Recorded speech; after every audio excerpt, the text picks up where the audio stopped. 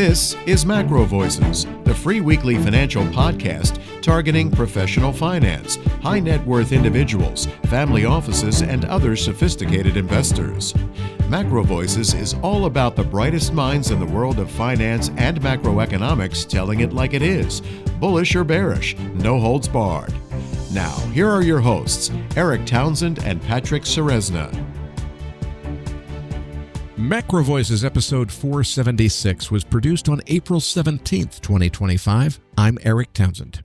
Tress's chief economist and fund manager, Daniel Lacalle, returns as this week's feature interview guest.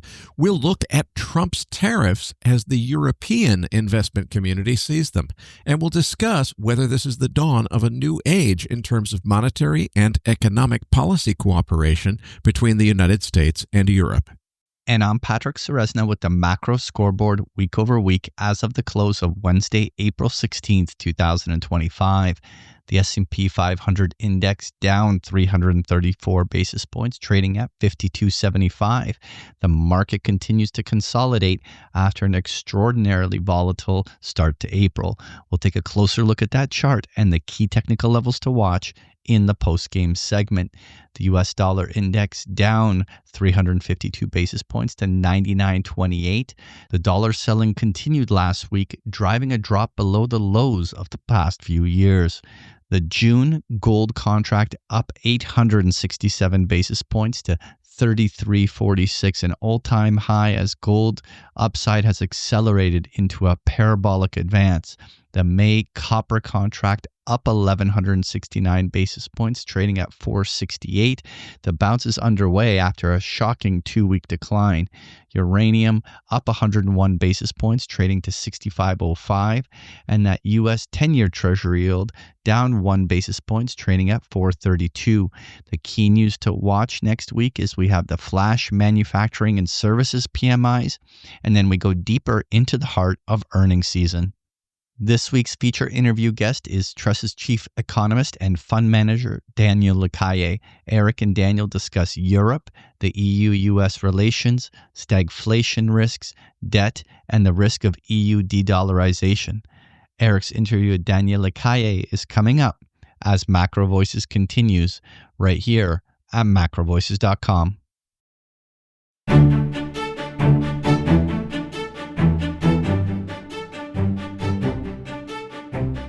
And now, with this week's special guest, here's your host, Eric Townsend. Joining me now is Tress's chief economist and fund manager, Daniel Lacalle. Daniel, it's great to get you back on the show. I was particularly keen to get you on the show this year because one of my rules is that when you have a changing geopolitical landscape where the balance of relations between really strong allies like Western Europe and the United States is starting to come under question now, I think it's really important for investors to reach out to their friends on the other side of that divide and get their perspective. So let's start with the European asset manager's perspective. Somehow I'm guessing the media in your country is not lauding J.D. Vance for coming and enlightening Europeans on the benefits of free speech. I'm guessing that the European perspective on the Trump tariffs might be a little bit different than the White House's perspective.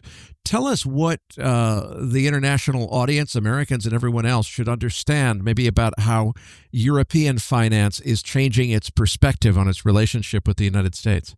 I think you guessed correctly, Eric. Thank you so much for inviting me.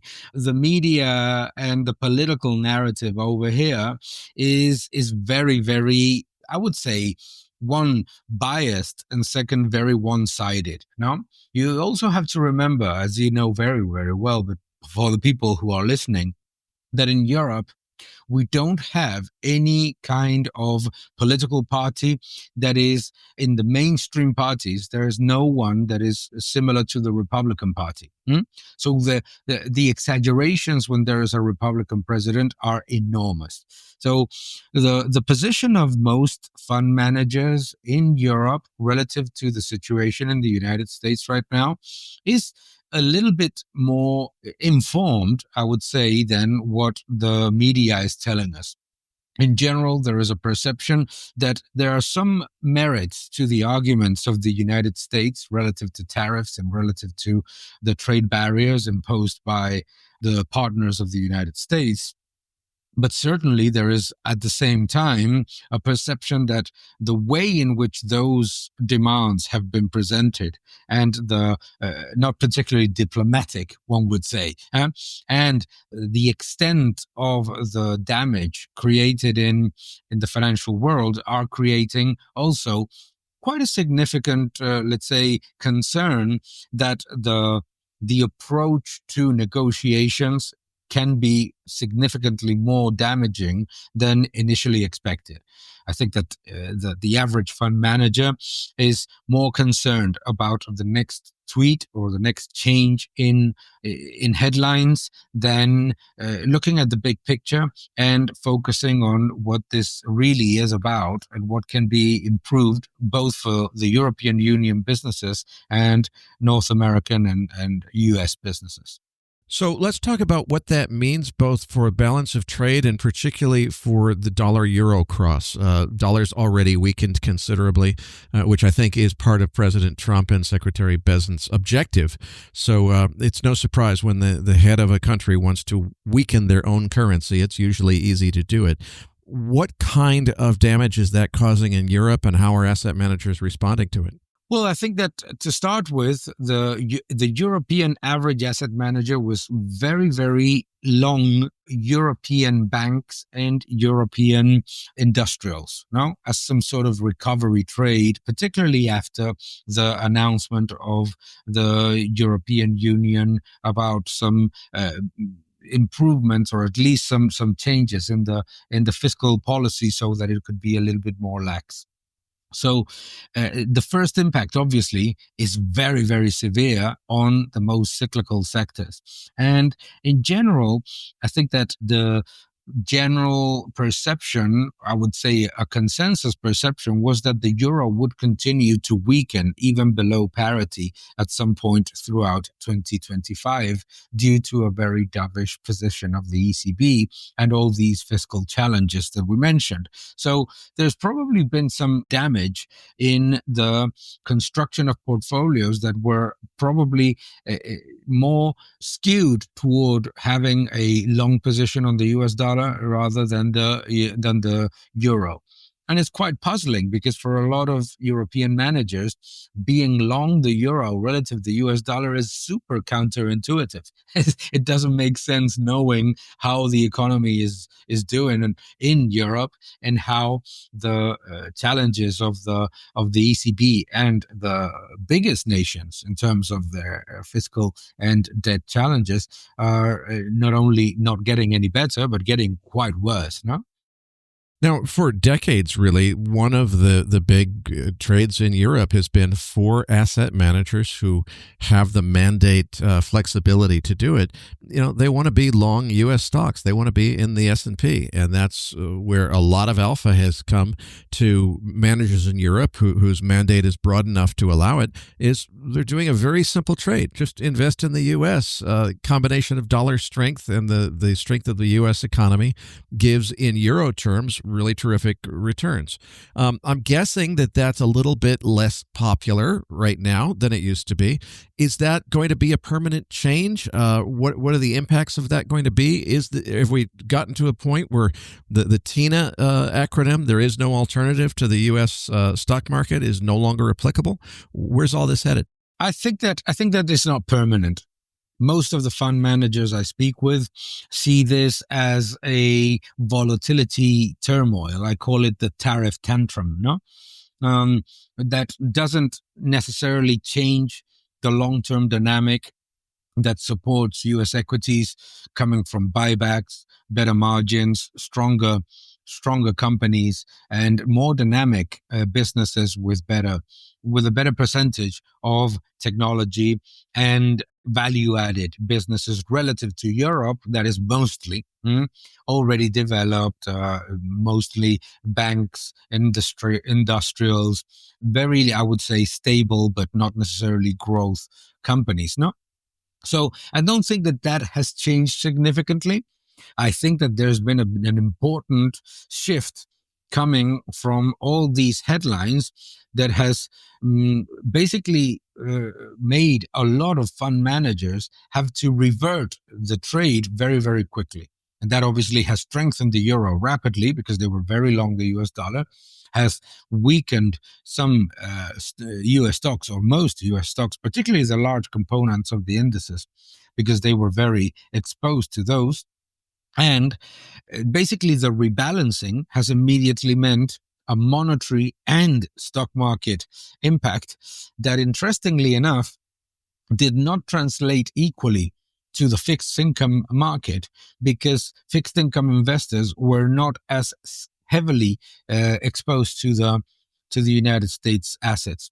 But I think that once the tariff tantrum is at least clarified, and the risks of inflation and stagflation, and people don't really know exactly what to expect. Yes, last year, a lot of people were talking about a very, very rapid and consistent pace of rate cuts.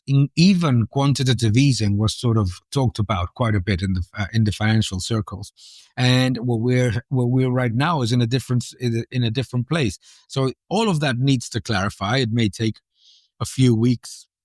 But then once that happens, I don't think that there's going to be a change in a structural position that would indicate that European fund managers are going to be more comfortable in the long term being long European banks, European industrials, or European telecommunication companies over technology, energy, or consumer staples companies in the United States.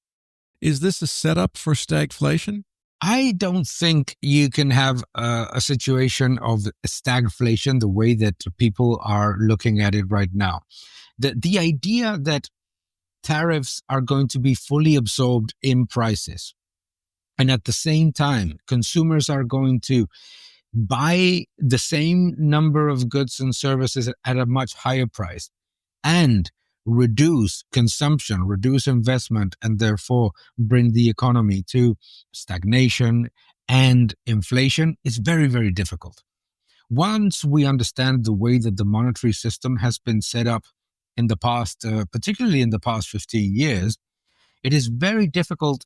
It is very difficult to get to stagflation. It is very easy to get into recession with deflation risks, or a level of growth that has uncomfortable inflation, because money supply growth and money velocity are moving in tandem because they're driven by government spending. History of stagflation used to come from a period in which money velocity would rise and the level of prices would increase with higher money supply, but it wasn't driven by government spending.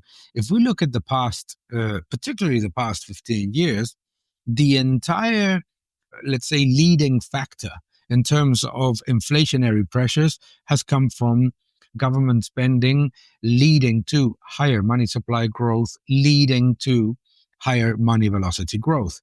And it cannot happen in the opposite way and generate, let's say, divergent factors in my view, because you would probably get, it's probably much easier that you get a risk of a significant reduction in prices. I think that commodities are already showing that alarm bell all over the place. Oil, aluminum.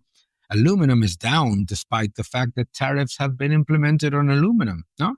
So I think that all those factors tell us that we might have the risk of a slowdown in prices, which I don't think is a risk, to be fairly honest, particularly after the enormous inflationary burst. So a slowdown in prices and a slowdown in the economy, rather than the type of stagflation that we remember from the 70s. Let's talk about the sustainability of U.S. debt. Now, this has already, as you know, been a huge concern even before this tension between the U.S. and Europe. Now it seems like maybe Europe, which has always been a big holder of U.S. debt, may have a changing opinion, or at least that's what we're told. How does both the Europe but also the broader picture of U.S. debt look from your perspective?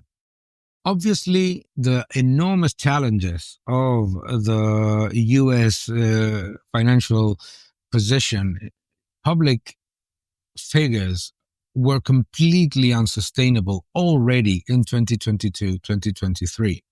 Um, we all have to go back to 2023 when the Biden administration published a document showcasing the expectations of the fiscal situation of the United States for the following 10 years, in which, without assuming any type of recession and without assuming any type of employment contraction, they were already outlining an increase of debt almost every year, or of at least 1.5 to $2 trillion. That was insane.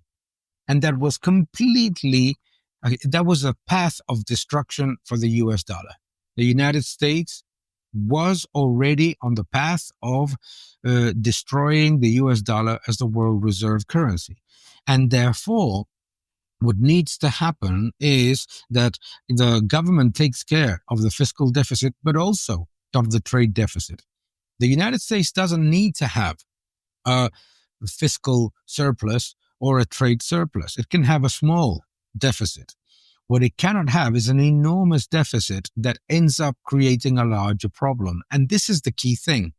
A lot of people in financial markets are complaining right now about the risks and the volatility created by this turmoil. However, think about what would have happened if nothing was implemented, if we waited and continued with this path of destruction for 3-4 more years.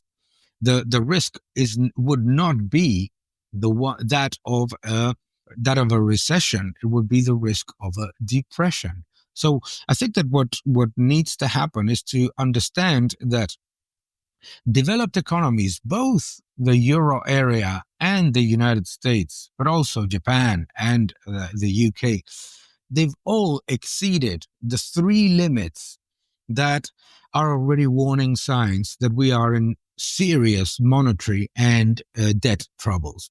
The first one is obviously the economic limit. Governments spend a lot more.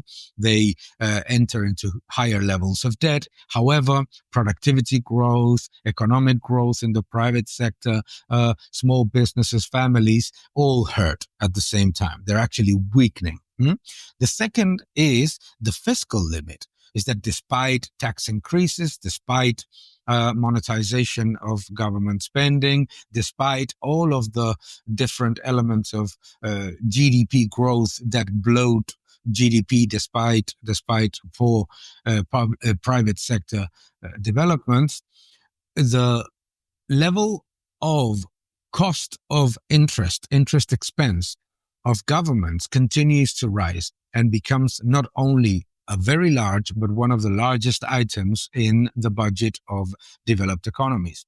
And the third limit is the inflationary limit, is that we were told over and over again by Keynesian analysts that we would have no inflation from this monster monetary expansion and government expansion, etc. And for the past 3 years, we have seen not just persistent inflation, but 3 consecutive years of central banks that are loss-making.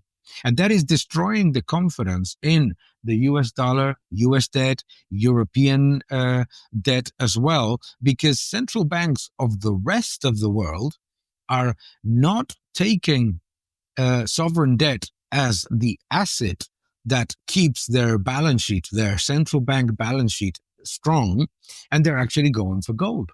So all those elements were already in place prior to the tariff tantrum. Right now, It is about whether that is going to be at least partially solved, so that the inevitable outcome that was already in place if we had followed the same policies, which would be the destruction of the US dollar as the world reserve currency, is actually going to be solved, or at least mitigated. I want to go back to what you just alluded to, where you said they're going for gold. It seems to me, going back to the TINA acronym, that a lot of people have been very concerned about U.S. debt sustainability for a very long time. But the issue has been that if you look at the prospects of a central banker, they look at the available alternatives and they say, darn, as much as we're frustrated with the U.S. fiscal situation, there simply is no alternative to the depth and liquidity of the U.S. Treasury market as a deep and liquid place to park central bank-sized asset flows. Central banks care most about what happens in an emergency where they might have to liquidate not hundreds of thousands, but hundreds and hundreds of millions to tens of billions in a day. And the U.S. Treasury market has always been the only market where that's possible. Are we reaching a tipping point where people say, well, yeah, that's true, but you know what? We've just had enough of this. We can't continue. We got to find an alternative. I don't think that we've reached yet the tipping point, but ignoring the alarm bells is exceedingly dangerous. And I think that a lot of governments and a lot of central banks continued to believe that because nothing allegedly according to them has happened, then nothing will happen. That is very, very dangerous. No?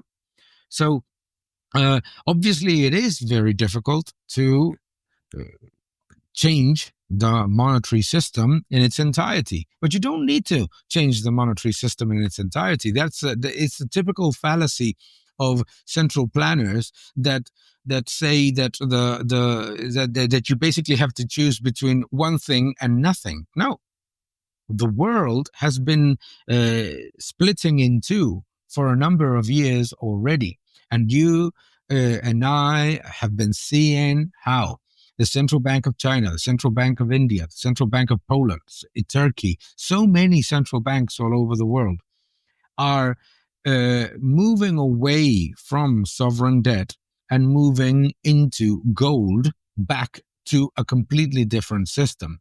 So it's not about the United States providing ample and enough liquidity for the world to continue to function the way that we look at it.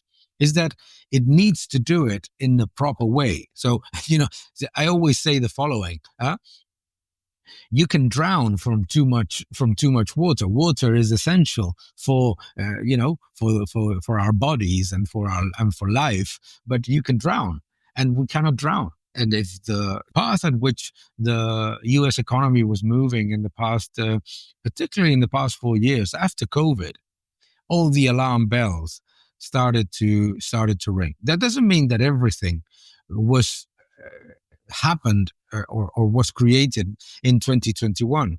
But we must remember that a lot of people were already saying that it didn't make any sense that the United States was constantly increasing the debt ceiling, that the United States was constantly increasing its deficit, and that in what was the logical outcome of COVID, which was to reduce the extraordinary government spending and bring down deficits quickly, what ended up happening was the opposite. And that in itself started to show to people that things were not okay in the Western world. It was also a problem in France. It was also a problem in other economies. But the United States cannot afford to believe in the modern monetary theory, the MMT fallacy, and think that it can print its way out of every problem.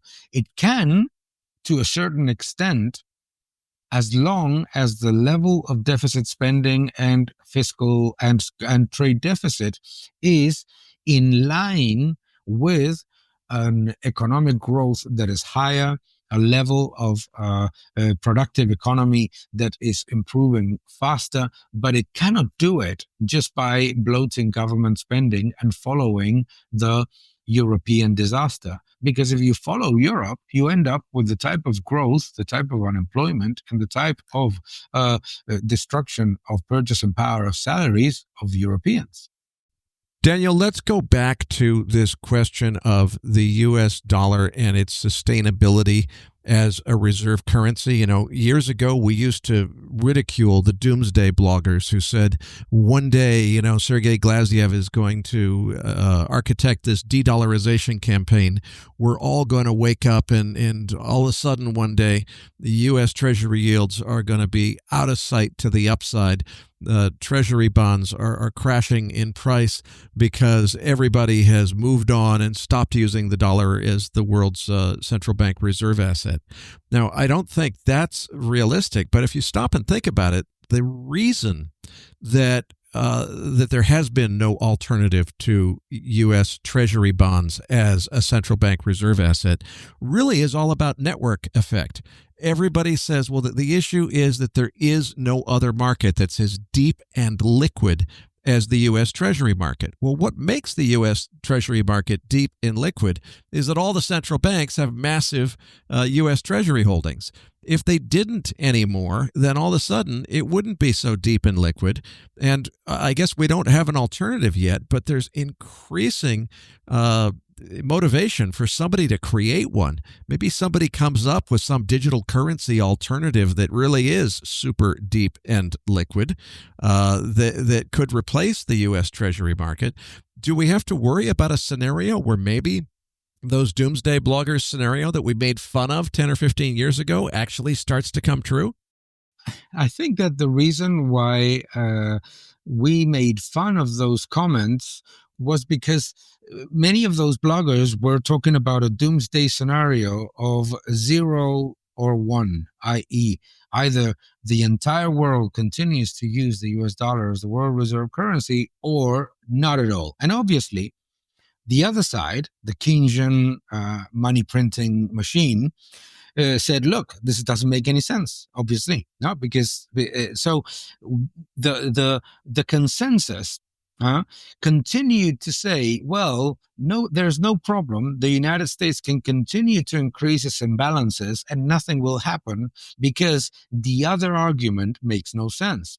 However, it's not about 0 or 1. It's about the destruction of the confidence in the US dollar as the world reserve currency exactly at the same time as the United States continues to increase its imbalances, i.e., everything is down to supply and demand, whether it's bonds or whether it's any other thing.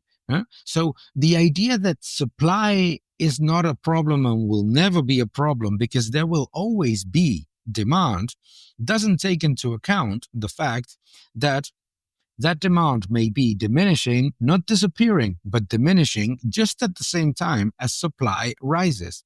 So the risk for the United States is that all the benefits of having the world reserve currency become enormous liabilities. Number one is that increasing supply of debt to the world is more challenging to park in other central banks and in other assets and in other portfolios of other investors. Number two is that even if you do, it's going to be at a much higher cost. Therefore, the burden on economic growth, the burden on taxpayers, the burden on U.S. consumers is higher. So you get the negatives of having the enormous level of debt, the negatives of higher taxes, negatives of persistent inflation, and the challenge of a world that may not get rid entirely of the US dollar, but may reduce it by 20%. And reducing it by 20% is a ginormous impact on the US dollar. That is the problem, is that because the views are so drastic in the camp of nothing happens if the government prints and borrows, with the camp that says that everything happens if the government prints and borrows, they don't seem to understand that there's something in the middle that basically it brings the United States to the place where the UK is right now, which is that you have a world reserve currency, but it is not the world reserve currency, and that your supply of new currency to the world is not demanded no matter what you issue. Let's move on to the economic condition of Europe now, because the perspective that we hear on the other side of the pond, and there's no shortage of propaganda inserted into this, is, well, what's happened is Europe has had it easy. Europe has been basically freeloading on the United States. The reason that Europeans are able to enjoy 6 weeks of paid vacation and shorter work weeks and early retirement ages and so forth is all because the U.S. has subsidized the defense costs of Europe. President Trump has been adamant in saying that's going to stop. Europe is going to have to pay its own way, either by paying the U.S. for that defense service or by getting their own, solve your own problem, defend your own country. We're not going to do it for you anymore. The way that that's presented, at least on the other side of the pond, is that puts Europe into a dire situation where it will be impossible for Europe to continue to provide its social safety network and so forth, that its populace is very much become entitled to and feels, that there's a moral obligation that they have that forever. People are saying that's going to be unaffordable. It's going to bankrupt Europe. It's doomsday for Europe. Clearly, there's at least a little bit of propaganda in that message. How do you see it, and how do other European asset managers see it on your side of the pond? I think that everybody understands that the European Union cannot just continue to rely on the United States 100% for its defense. That doesn't mean that we're going to stop being partners and that we're going to stop supporting each other. It means paying a little bit more of what the Western world requires in terms of defense, and I think that is perfectly logical. Now, the problem of the European Union is that because for so many years it grew accustomed to the idea that it did not have to spend on defense, and that it could spend on any and everything else, is that right now there is no government that wants to administer and to prioritize expenditure, and that is a huge problem. Because for so many years, and it doesn't matter what type of party or what type of government, what color the government was in, for so many years, the easy way out when you had, when the European nation had fiscal challenges or had to reduce the deficit or found that the level of debt was rising too fast, the easy way out was always to cut defense spending.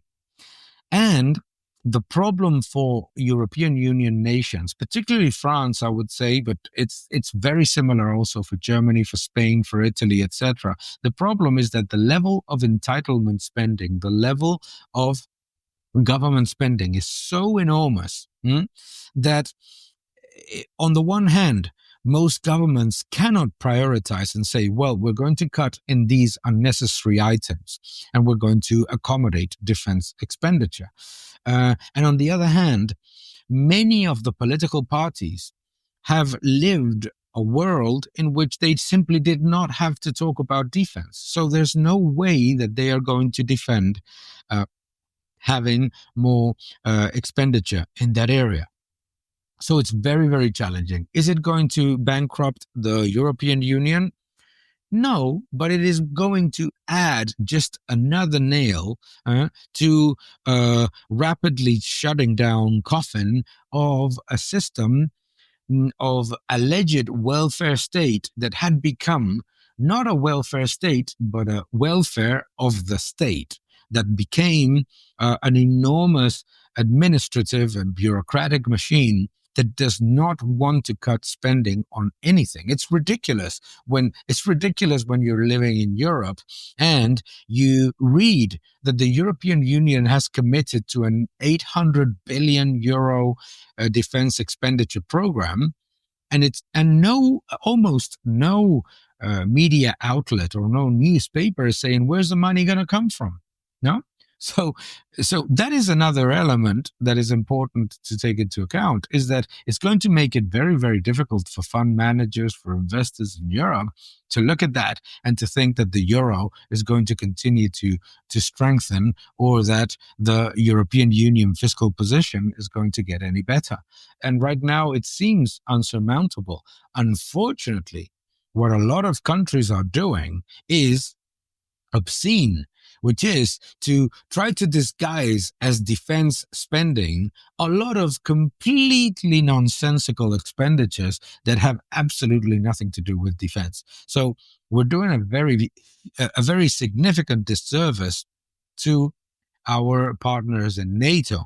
But what I think is that at some point, the European Union needs to wake up and think that defense is an integral part of having a strong European Union. That is good to have a strong partner like the United States. It will continue to be a strong partner, but it cannot be basically just the concept of freeloading that we have heard for so many months, no?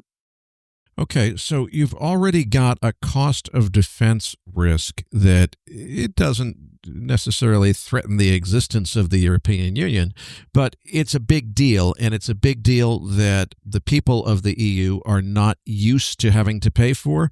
They're not used to having it cut into the social programs that exist in Europe, which we don't have in North America. Okay, that's number one, but it seems to me like number two that I want to make sure we don't forget about is just a couple of years ago, Europe was facing a near existential energy crisis threat with, tripling or quadrupling energy prices, electricity prices through the roof. And the salvation for that really was the U.S. kind of coming to the rescue with LNG exports. So natural gas export from the United States could replace a lot of the gas that was lost after, what was it? Russia blew up their own pipeline? Is that how that event went down? Right. Yeah, something like that. But we were going to save the day, really, by the U.S. building export terminals for LNG, which has now happened, being able to export all this LNG to supply Europe. Europe would have an energy source from the United States. It seems like now any LNG exports are going to at least come with the threat of a tariff if President Trump doesn't get his way. So how does the energy dimension of this, combined with the cost of defense, where does that leave Europe in terms of, I'll call it its economic vulnerability? I think that, number one, Europe doesn't have any negotiation power relative to the United States in terms of the tariffs. Therefore, it can only negotiate to lift its trade barriers and lift its burdens to U.S. businesses and U.S. exporting businesses, because the European Union cannot face the next winter without U.S. LNG. We know that Qatar cannot supply the excess amount that is currently coming from Russia. In the latest figures for 2024, Norway is the largest supplier of natural gas to Europe. The second is Russia at 18.8%, followed by the United States. Now we know that Ukraine has stopped any type of pipeline deliveries of natural gas to Europe.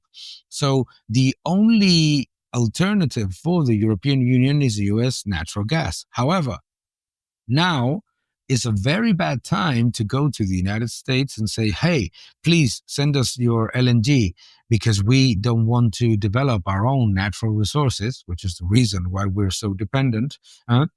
And at the same time, we don't want to negotiate the tariffs, and we don't want to negotiate on trade.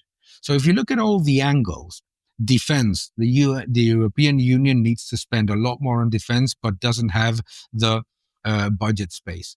Number two, energy. The European Union prides on being on working to be energy independent, but shutting down nuclear plants and destroying the ability to develop its own natural resources has become more dependent on Russia and is now dependent also on the United States.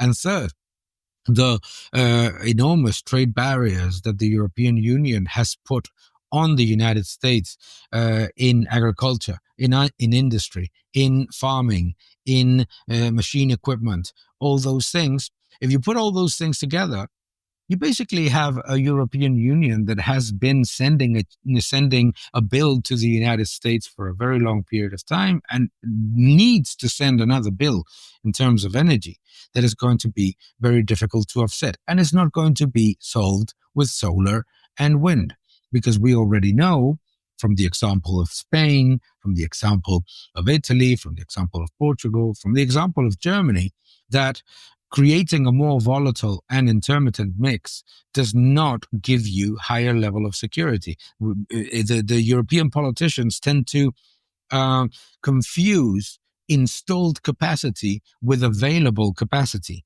and that is not the same.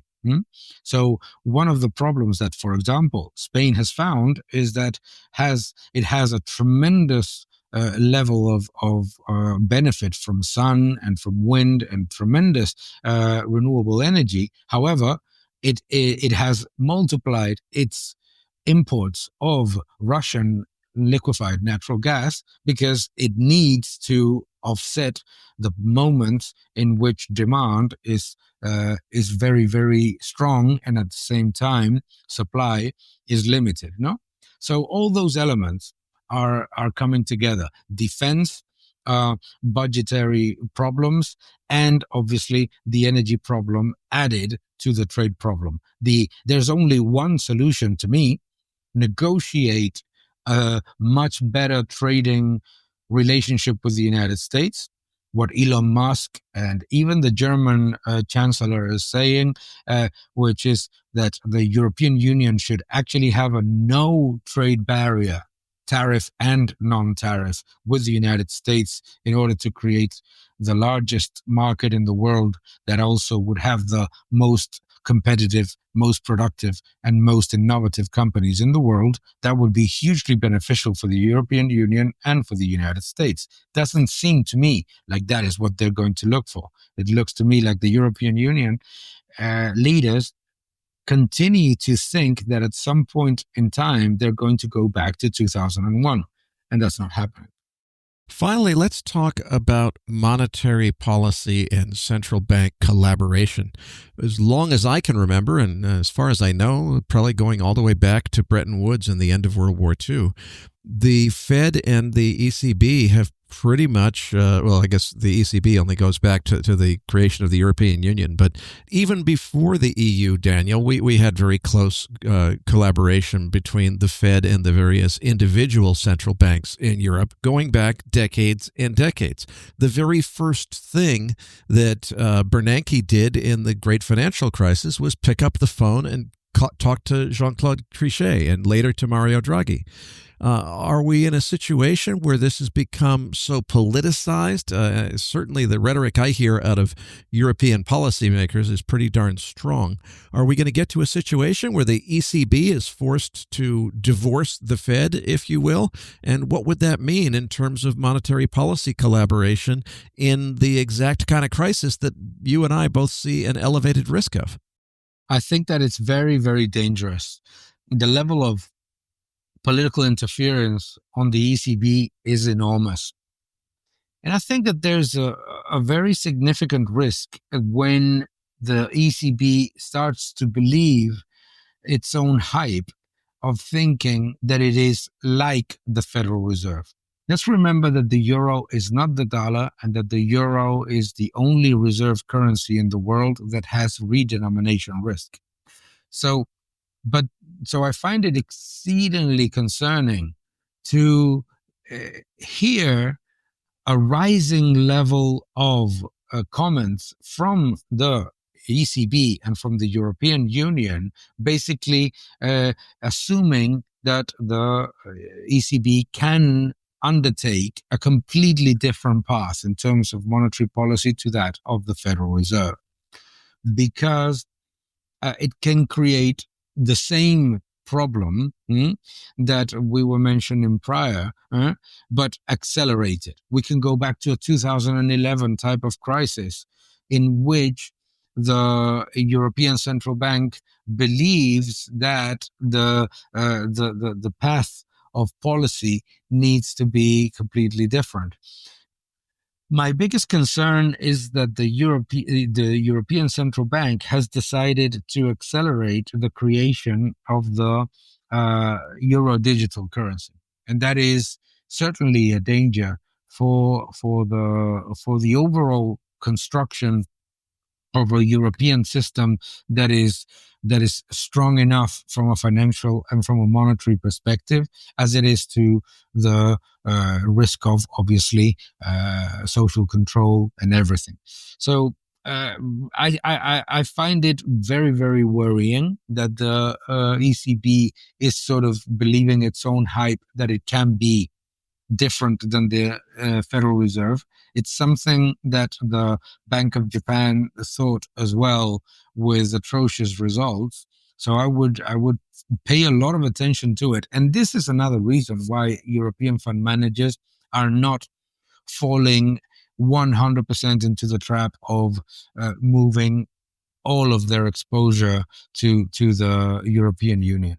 Now, that really brings up an interesting question in my mind, Daniel, because when you talk about the ECB potentially accelerating the pace of its version of FedCoin, a sovereign digital currency or a CBDC. I personally don't think that there's a trump card there, if you'll pardon the pun, where all of a sudden the ECB could take over as the world's global reserve currency, displacing the dollar. And we showed you, President Trump, we displaced the dollar as the world's reserve currency because our digital euro was superior, and the whole world followed us into that. And now you're the one who's left in the dust.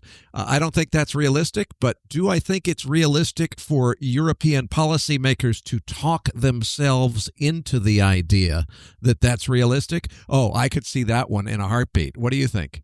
I completely agree with you. It is completely unrealistic, but it's very, very typical of the combination of arrogance and ignorance of politicians to believe their own hype and sell themselves that idea, isn't it? No? So I do think that is quite a risk. And you're actually, the music is already there. When you listen to what politicians are saying about all these fiscal challenges coming from defense, from energy, from technology, from the tariff tantrum, etc., all the time there is this sort of background noise in which they actually believe that all of this is going to be solved by a European Central Bank that prints its way out of trouble.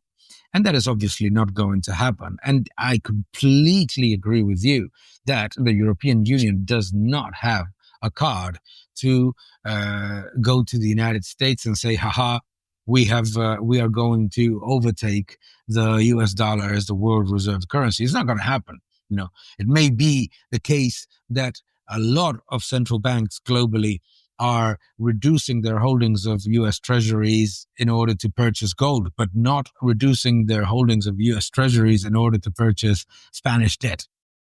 If I put myself in Xi Jinping's shoes, I don't believe that Europe could pull that off either. But boy, what an opportunity to play that arrogance of European policymakers and say, hey, come over and help us with our de-dollarization campaign.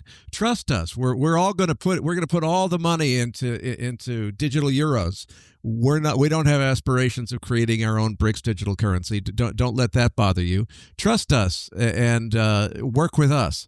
I could easily see Europe being played by China and potentially other actors in this de-dollarization campaign. Is that a realistic risk? I think it's a realistic risk. And if you see, for example, the recent visit of the Prime Minister of Spain to China, it's so obvious that China is skillfully telling the European Union leaders, "Oh, we are your partner. We are the solution. Come to us. We will give you this enormous market that is China.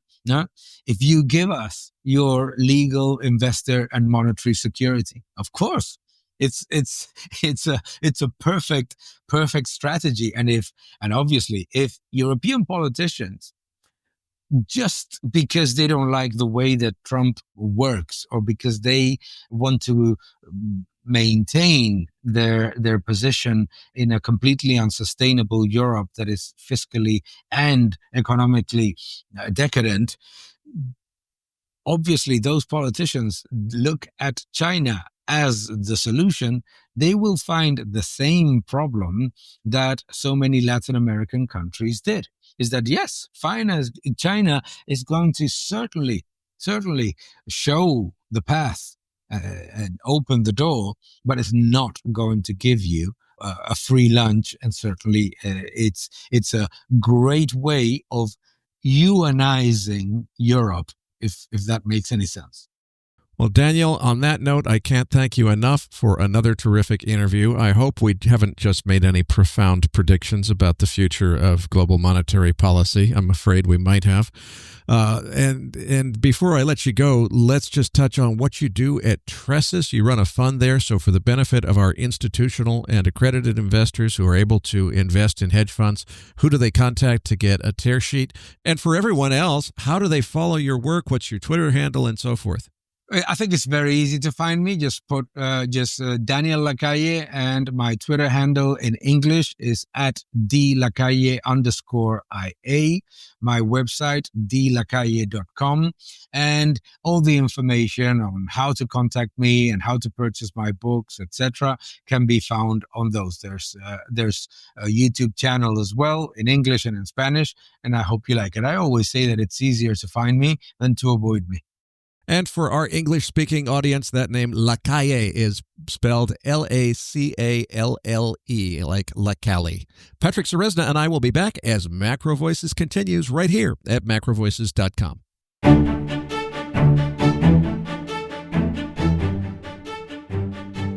Now, back to your hosts, Eric Townsend and Patrick Ceresna.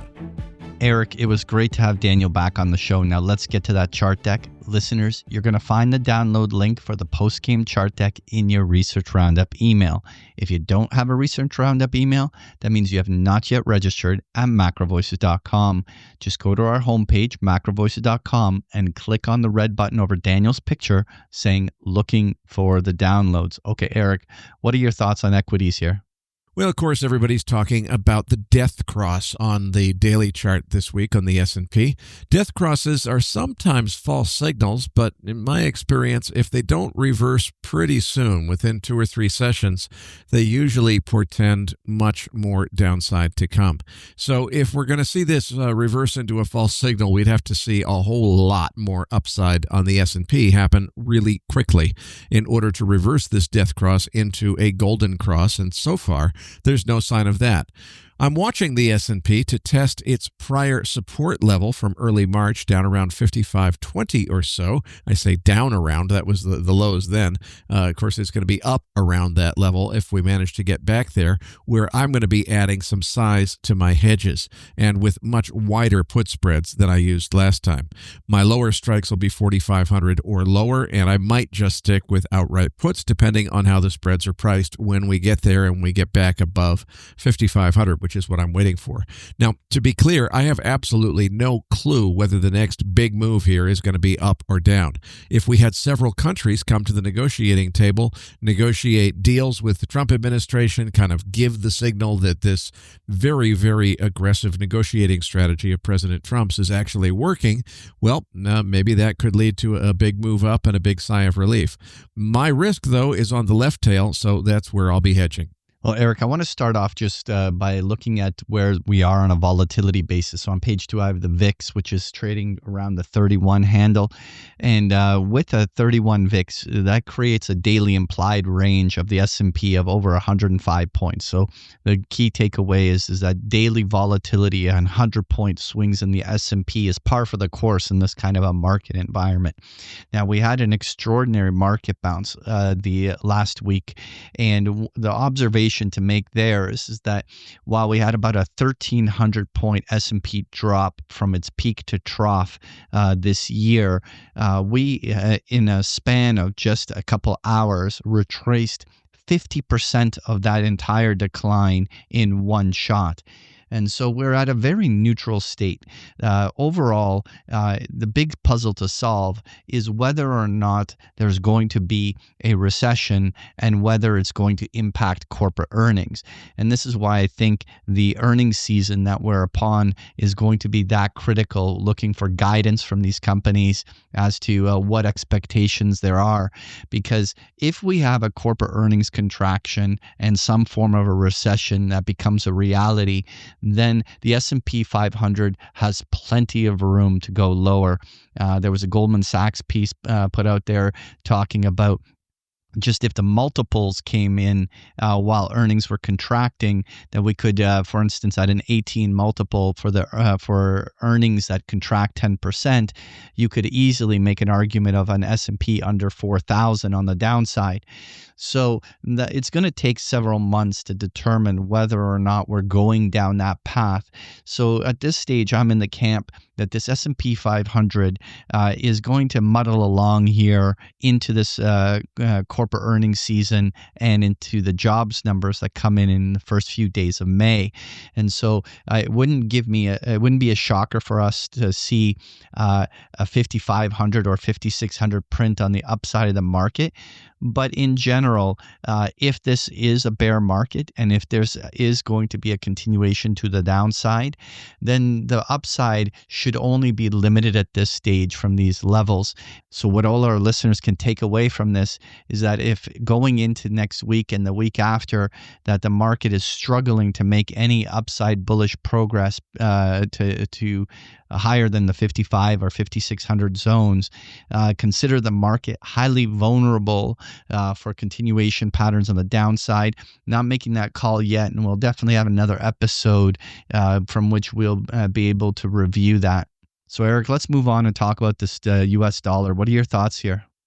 We tested a 98 handle briefly on the Dixie this week. That's down 10 whole big handles from the high back, around the 1st of April at 109 spot 45. We're now more than 10 points below that, just holding 99 spot 35 at recording time.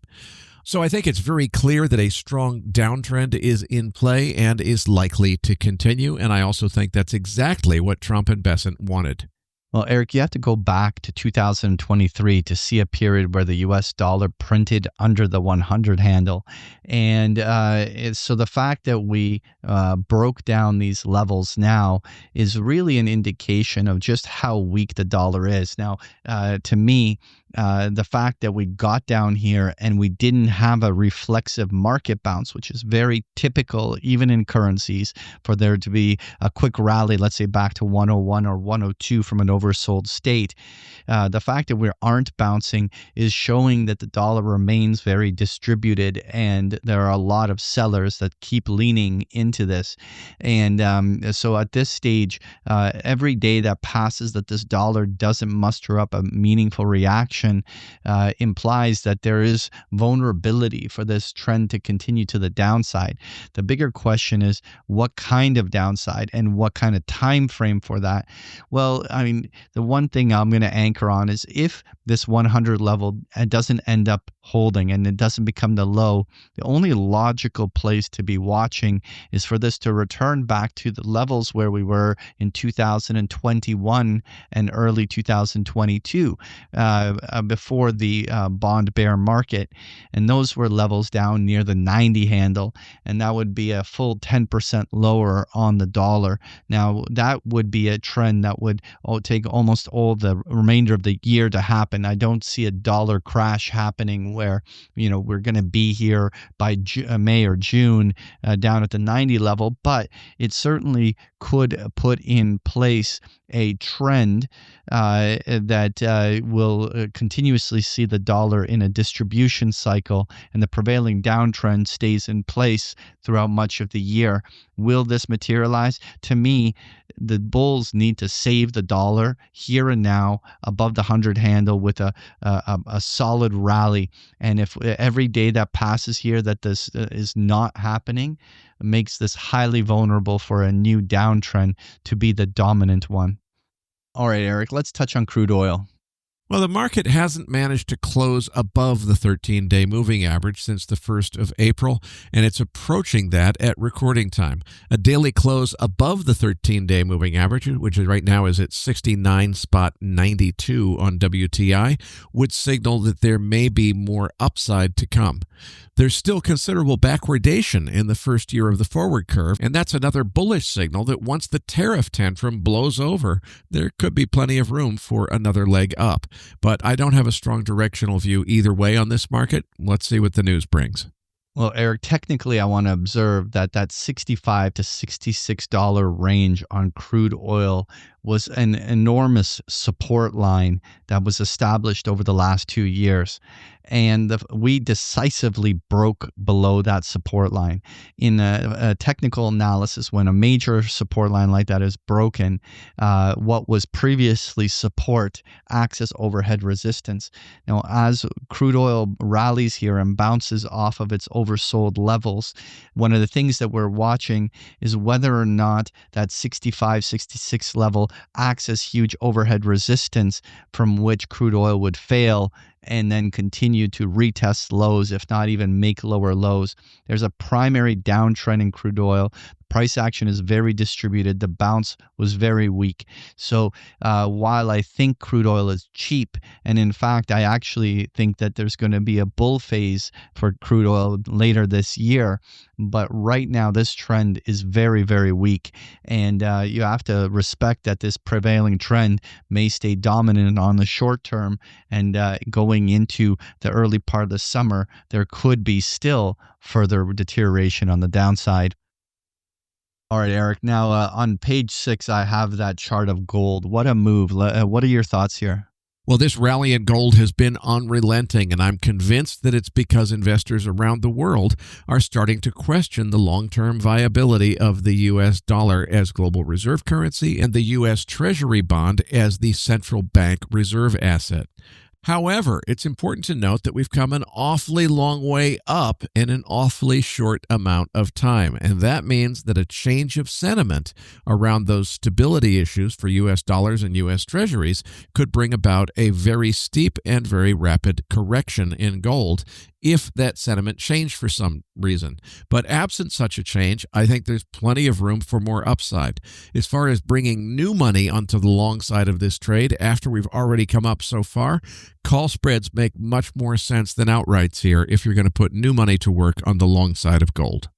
Well, Eric, the observation I want to make here is that even during the worst part of the decline, gold had a little bit of a liquidity air pocket where it quickly went back to retest its 50-day moving average.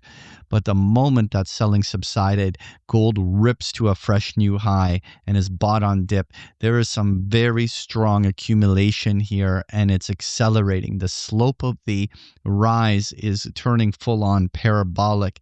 Now, number of measured moves are finishing here, but during parabolic phases, this is where prices can get stupid, and therefore I'm not ready to call a market top on something that is moving with this much momentum.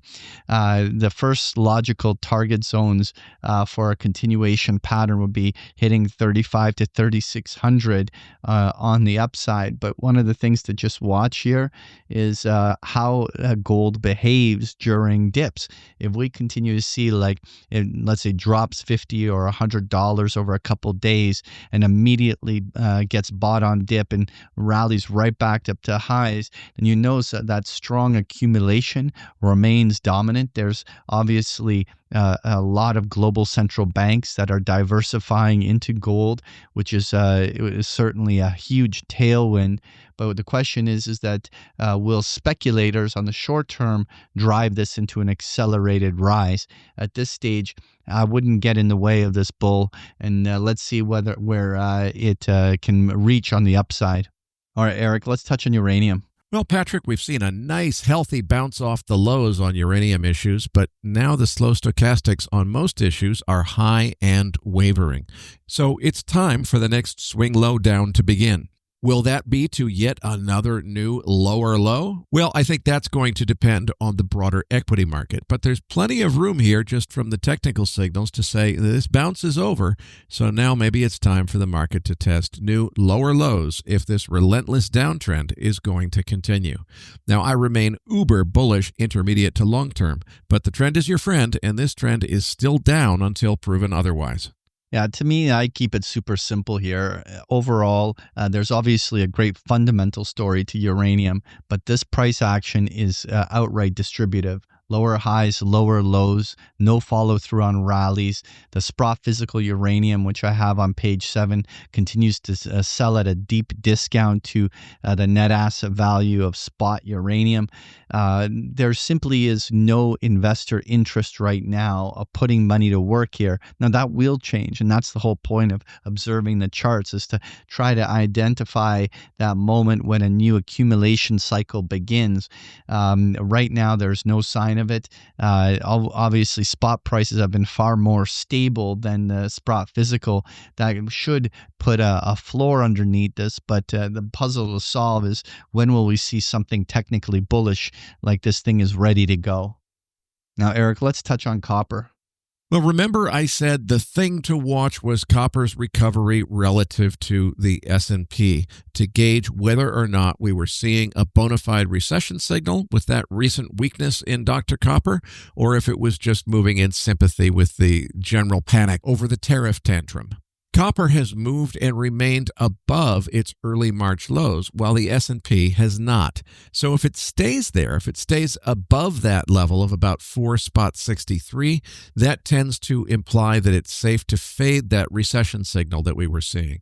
But a close back below 4.63, especially if it stays below that level for a few days, would mean that the recession signal is back on and should be taken seriously. Yeah, what an extraordinary drop we saw over the month of April, where this thing wiped out the entire gains for the year in one fluid motion. Now we've got a bounce back to the 50-day moving average, back to a 50% retracement. And this is actually a level that should arguably be a kind of a neutral zone for copper, which is it likely doesn't have a big upside from here. And if the whole market turns over, we could see copper prices going right back down to the $4 level and retesting those levels we saw all of last year. Finally, Eric, I just wanted to, on page 9, take a quick look at the silver futures. This is particularly the December 2025 contract. We've now heard Powell twice, once with the FOMC meeting minutes, and the second time he just most recently did a speech. What we continue to see is a Fed that is focused far more on inflation and being cautious rather than being accommodating. I think that this, in some degree or another, has lots of risk of being a policy error. And then when things continue to deteriorate, the market will have to quickly price in a far more dovish Fed that has to respond. To me, there's lots of room for this to go up to the 97.5 level on the upside in the weeks and months to come. I continue to be buying the dip here, anticipating that at some point the market is going to have to start pricing in a more dovish Fed. The last chart I want to touch on is the T-bonds, and clearly the basis trade has put a lot of stress on bonds. So far, I want to observe is that the bounce has been relatively weak. And to me, Whether or not I take a more neutral stance or be far more bearish is going to have a lot to do with how fast the bonds can recover on the short term. If we see that this has started a new distribution cycle in the long bond and the prevailing price action continues to be fundamentally weak, we could end up seeing this long bond heading back to its 2023 lows just after the bond bear market. And so this is going to be something we'll talk about in the weeks to come. Folks, if you enjoy Patrick's chart decks, you can get them every single day of the week with a free trial of Big Picture Trading. The details are on the last pages of the slide deck, or just go to bigpicturetrading.com. Patrick, tell them what they can expect to find in this week's Research Roundup.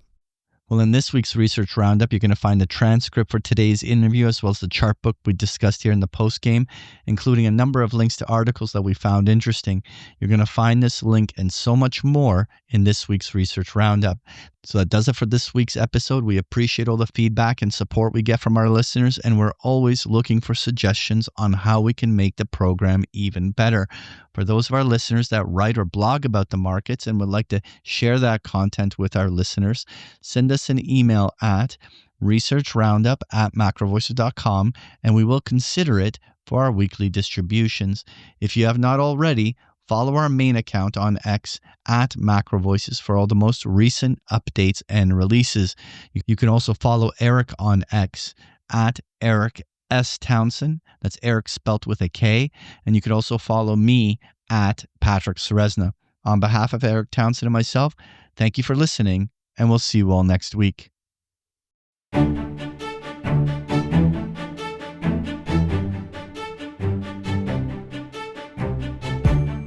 That concludes this edition of Macro Voices.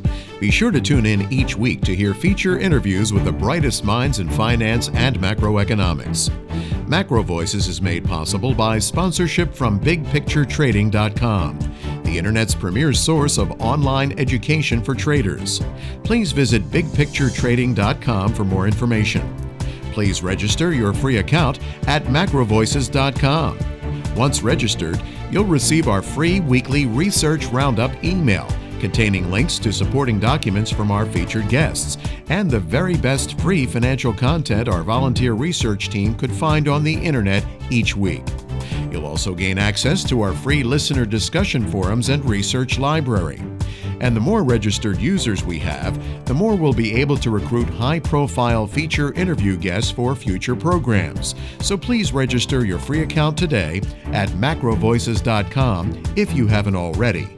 You can subscribe to Macro Voices on iTunes to have Macro Voices automatically delivered to your mobile device each week free of charge. You can email questions for the program to mailbag@macrovoices.com, and we'll answer your questions on the air from time to time in our mailbag segment. Macro Voices is presented for informational and entertainment purposes only. The information presented on Macro Voices should not be construed as investment advice. Always consult a licensed investment professional before making investment decisions. The views and opinions expressed on Macro Voices are those of the participants and do not necessarily reflect those of the show's hosts or sponsors. Macro Voices, its producers, sponsors, and hosts Eric Townsend and Patrick Ceresna shall not be liable for losses resulting from investment decisions based on information or viewpoints presented on Macro Voices. Macro Voices is made possible by sponsorship from BigPictureTrading.com and by funding from Fourth Turning Capital Management, LLC. For more information, visit MacroVoices.com.